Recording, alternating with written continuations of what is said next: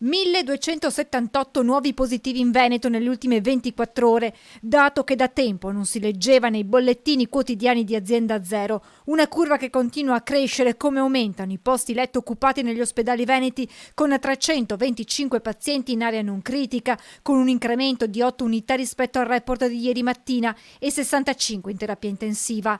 Bollettino che conta anche purtroppo 5 nuovi decessi. La morsa del virus che torna a stringersi sulla nostra regione, che secondo l'Associazione Italiana di Epidemiologia dal 29 novembre potrebbe passare in fascia gialla. Ipotesi che, stando alle proiezioni della regione, però sembrerebbe al momento esclusa, visto che tra 2 settimane in Veneto si dovrebbero superare 2 parametri, l'occupazione dell'area intensiva e l'incidenza ogni 100.000 abitanti, su 3 che farebbero scattare il passaggio di zona. Un rischio, quello della fascia gialla, a ridosso delle festività natalizie, che riguarda e preoccupa altre regioni italiane, con alcuni governatori che, sul modello austriaco del lockdown per i non vaccinati, chiederanno all'esecutivo che le misure restrittive legate alle aree di colore valgano solo per le persone non immunizzate.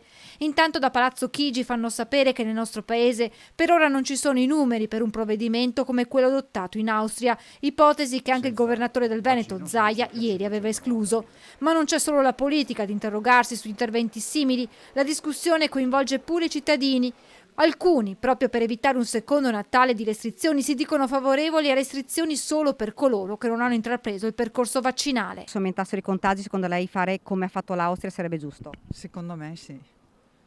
Quindi chi è vaccinato può uscire, chi non è vaccinato Rimane a casa. Una soluzione parziale, perché effettivamente bisognerebbe vaccinarsi tutti. Potrebbe essere un sistema per evitare il contagio. L'idea di comunque farli stare a casa sì, è necessario per la società, quindi io credo che questo modo di vederla non è del tutto scorretto. C'è poi chi invece ribadisce l'importanza della libertà di scelta e anche di movimento. Io non sono d'accordo, cioè chi vuole vaccinarsi si vaccina, chi non vuole vaccinarsi fa meno, fa tamponi, quello che serve. Anche loro hanno diritto di uscire. Non ha senso, io dico che chi di dovere dovrebbe assumersi la responsabilità di mettere un obbligo di vaccino.